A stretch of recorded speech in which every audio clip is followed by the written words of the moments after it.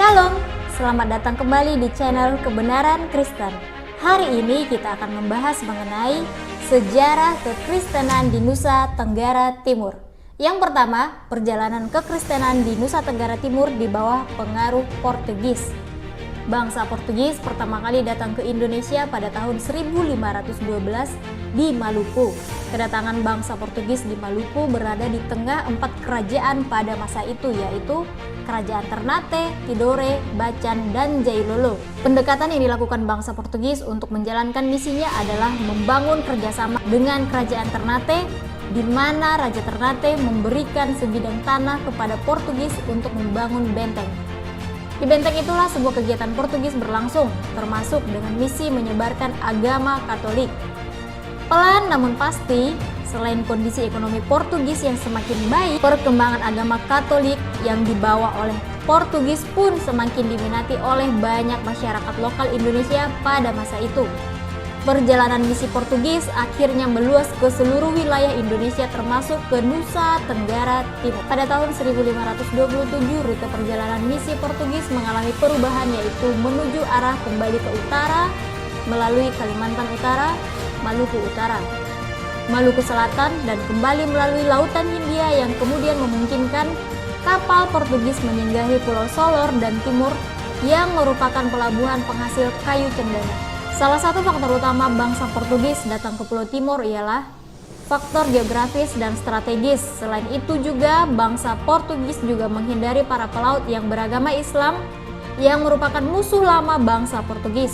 Dan melalui rute inilah agama Kristen disampaikan ke Nusa Tenggara Timur, mula-mula di Pulau Solor, kemudian ke seluruh Pulau Flores dan Pulau Timur yang berdekatan dengan Pulau Solor, yaitu Livao dan Dili. Jelaslah bagi kita, agama Kristen yang bercorak Katolik Roma dibawa oleh misionaris Portugis, dan pada akhirnya mayoritas penduduk Nusa Tenggara Timur memeluk agama Katolik. Alasan mengapa rakyat Nusa Tenggara Timur mudah memeluk agama Katolik karena sebelumnya mereka menganut agama suku. Di tengah segala pergolakan yang sebagian besar ditunjukkan kepada kekuasaan serta ekonomi bangsa Portugis, berdirilah di Kepulauan Larantuka dan Ende perkumpulan Kristen yang banyak jumlahnya. Menurut tafsiran orang Belanda pada tahun 1612 terdapat 2.450 keluarga Kristen. Tugas misi di Pulau Solor, Timor, dan Flores dilakukan atau dikerjakan oleh Ordo Dominican. Pada tahun 1617 masih ada 17 pekerja Ordo Dominican bekerja di misi Pulau Solor. Akan tetapi penyerangan orang Belanda di Kupang dan Ende, maka pekerjaan misi di Ende dan Kupang lama-kelamaan menjadi berkurang. Sebenarnya pelayanan misi yang dilaksanakan sudah sangat baik dengan sistem setiap orang yang akan dibaptis harus mempelajari kredo, pengakuan iman, doa Bapa Kami, Salam Maria, dan 10 perintah. Mulanya banyak orang memberi diri mereka dibaptis, namun sesudah beberapa lama dibaptis mereka kembali lagi berbuat dosa. Hal ini dibarengi dengan pengusiran pekerja misi yang dilakukan VOC supaya meninggalkan wilayah Indonesia Timur, khususnya Nusa Tenggara Timur. Namun pada saat sebelum pengusiran terjadi, Portugis memperbolehkan jika untuk mempertahankan status Katoliknya, orang Portugis boleh kawin dengan wanita pribumi asal wanita itu dikristenkan dulu, yang kemudian menghasilkan keturunan Black Portugis dan memainkan peran dalam perebutan kekuasaan antara Portugis dan Belanda. Yang kedua, perjalanan kekristenan di Nusa Tenggara Timur di bawah pengaruh Belanda. Pada tahun 1605, VOC, perusahaan dagang Belanda, memasuki wilayah Indonesia, tepat di wilayah Maluku seperti yang terjadi pada kedatangan bangsa Portugis di masanya. Kedatangan VOC ke Indonesia memiliki beberapa motif, yakni motif ekonomi, politik, dan sosial. Ketika VOC datang ke Maluku, selain memperkuat perekonomian negara Belanda, VOC juga memiliki misi tersembunyi, yaitu mengalahkan Portugis yang sudah terlebih dahulu menguasai wilayah Indonesia. Dengan menggunakan kekuatan sentimen agama, VOC berhasil mengalahkan Portugis dan membuat pekerjaan Portugis berhenti, termasuk juga dengan penyebaran agama Katolik yang gencar dilakukan pada masa itu melalui beberapa ordo yang ada. Berangkat dari kerajaan inilah VOC berusaha menguasai segala aset Portugis, termasuk dengan warga Katolik lokal, dan berupaya agar mereka mau memeluk agama Kristen Protestan. Pergerakan VOC dan Belanda pada seterusnya sangat mempengaruhi sejarah gereja di Indonesia, khususnya di wilayah Nusa Tenggara Timur pada tahun 1617 yang sebelumnya menjadi salah satu basis perkembangan agama Katolik di Indonesia. Ketika VOC berhasil mengalahkan Portugis, maka VOC dengan segera menguasai wilayah tersebut dengan menggunakan pedoman Cuius Regio Iuris Religio, yang berarti siapa yang berkuasa menentukan agama di wilayah tersebut. Hal ini bukanlah hal yang baik bagi pertumbuhan rohani warga pada saat itu akibat adanya perubahan besar-besaran yang dilakukan VOC. Sampai akhirnya VOC pun menyadari pentingnya pertumbuhan rohani jemaat lokal, karena pada saat itu VOC hanya mementingkan pertumbuhan rohani orang-orang Belanda saja. Dan dari saat itulah VOC berusaha untuk peduli terhadap misi penyebaran agama Kristen dengan mengirimkan banyak organisasi Zending masuk ke Indonesia. Namun ada standar ganda yang diterapkan oleh VOC, sehingga tujuan VOC bukan hanya tentang dagang atau penyebaran agama, tetapi juga mengenai politik penjajahan wilayah. Sehingga demi menjaga kekondisifan politik pada saat itu, pihak VOC memberikan batasan-batasan kepada Badan Zending untuk mundur satu langkah dalam hal penyebaran agama supaya tidak terjadi perang akibat agama. Untuk wilayah Nusa Tenggara Timur, VOC berlabuh di kota Kupang, berbeda dengan orang Portugis yang berlabuh di Pulau Solor. Ketika itu Raja Kupang sangat senang dengan kedatangan sahabat baru, sehingga untuk mengambil hati VOC, Raja memberikan hadiah sebidang tanah untuk mendirikan benteng, yaitu Benteng Concordia yang letaknya masih ada sampai sekarang, tetapi telah menjadi tangsi tentara Republik Indonesia. Dengan adanya benteng VOC di Kupang, maka VOC juga turut mendatangkan Badan Zending ke Kupang. Ada hal menarik yang dapat kita lihat di mana daerah bekas jajahan Portugis, para penduduknya sangat anti terhadap Protestan dan radikal terhadap Katolik, bahkan menganggap Protestan sebagai bidat. Sedangkan daerah jajahan VOC, para penduduk yang ada di daerah tersebut dengan mudahnya menerima ajaran Protestan. Mengapa hal ini bisa terjadi? Yang pertama yaitu pengaruh daripada geografis. Portugis berlabuh di Pulau Solor dan mengembangkan pelayanan misinya sampai ke daerah Larantuka, Ende, Dili, Belu, Livau, Dili, Timor Tengah Utara, serta Belu. VOC berlabuh di kota Kupang dan mengembangkan pelayanan misinya di daerah Kupang, Alor, Sabu, Rote, Sumba, Soe, dan Amarasi. Yang berikutnya, pengaruh metode penginjilan. Portugis sebagai pelopor agama Katolik lebih menekankan kepada pelayanan personal dan sosial. Contohnya, jemaat sebelum dibaptis harus hafal dengan tata ibadah Katolik, serta juga melakukan pelayanan sosial seperti mendirikan sekolah. VOC kurang memperhatikan pelayanan personal dan sosial di lingkungannya, tetapi yang menarik dari pola pelayanan VOC, dengan banyaknya anggota Zending yang didatangkan sangat memudahkan para Zending tersebut untuk mendirikan gereja. Sehingga untuk wilayah pelayanan VOC, kita menemukan banyak gereja tetapi sedikit sekolah.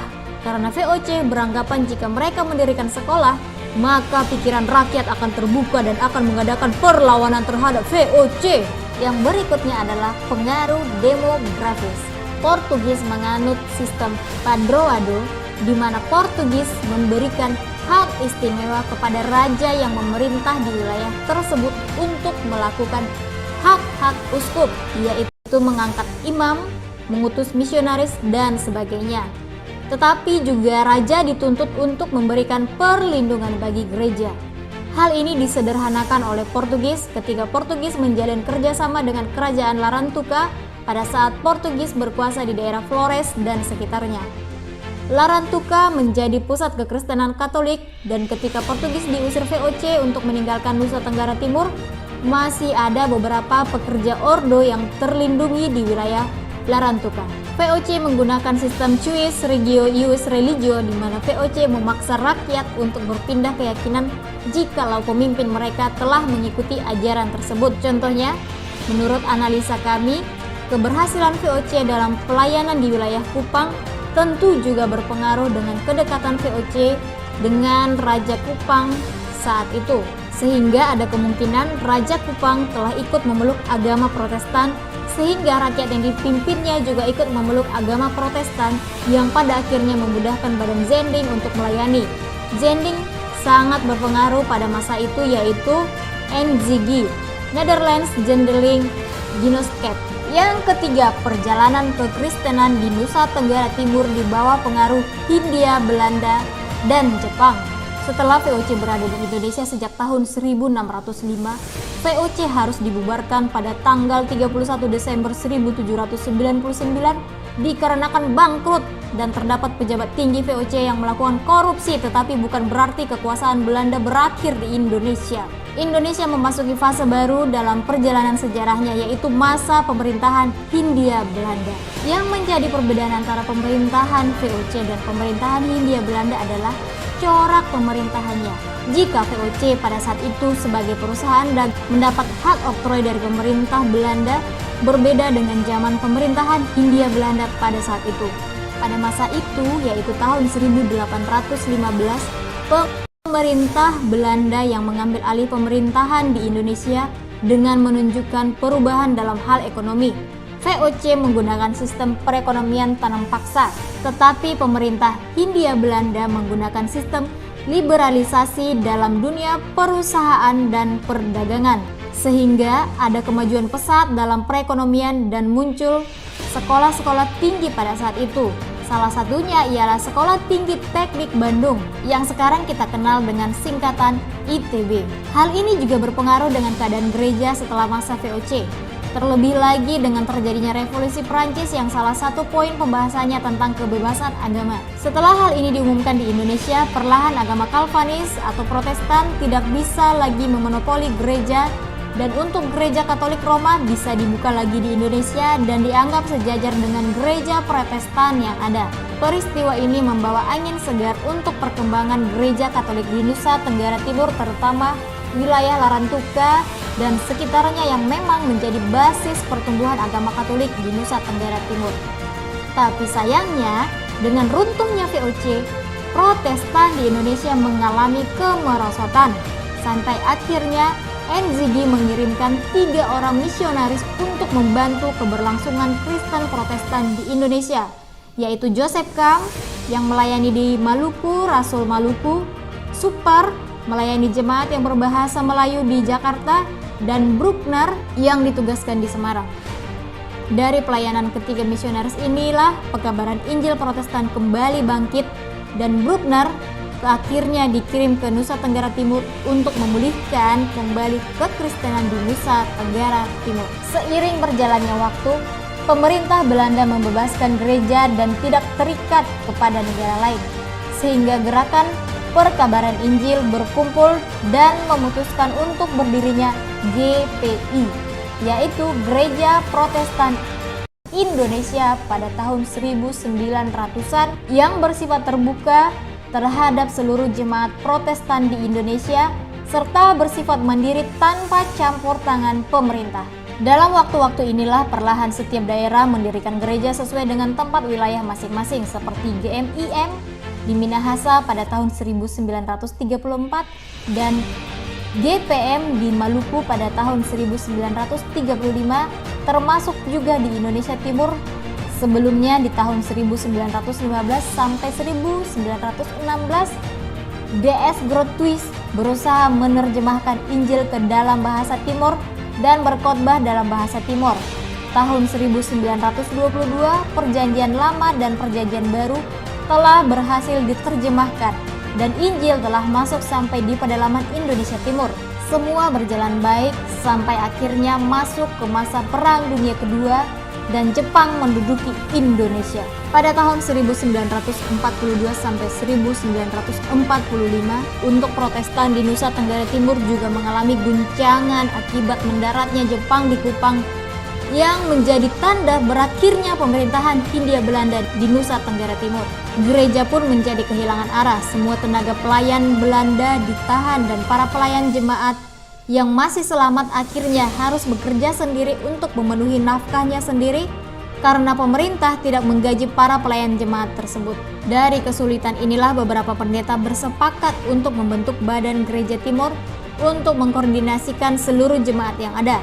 Setelah terbentuk BGT, bukan berarti keadaan gereja di timur menjadi lebih baik, malah ada 2 orang pendeta yang harus mati dihukum oleh tentara Jepang akibat diadukan oleh sesama rekannya sendiri di forum BGT. Keadaan mencekam ini bertahan hingga Indonesia akhirnya merdeka di tahun 1945.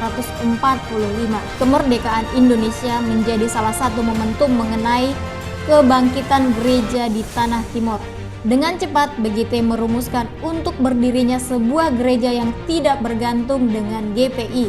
Sama seperti Minahasa dan Maluku, mereka membuat gereja lokal yang mandiri karena wilayah mereka sudah memiliki banyak jemaat Protestan.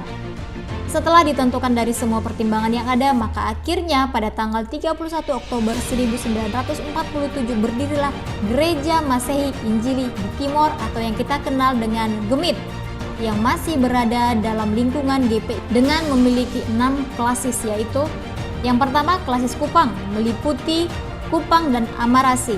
Yang kedua klasis Kamplong meliputi Fatuleu dan Amphoang.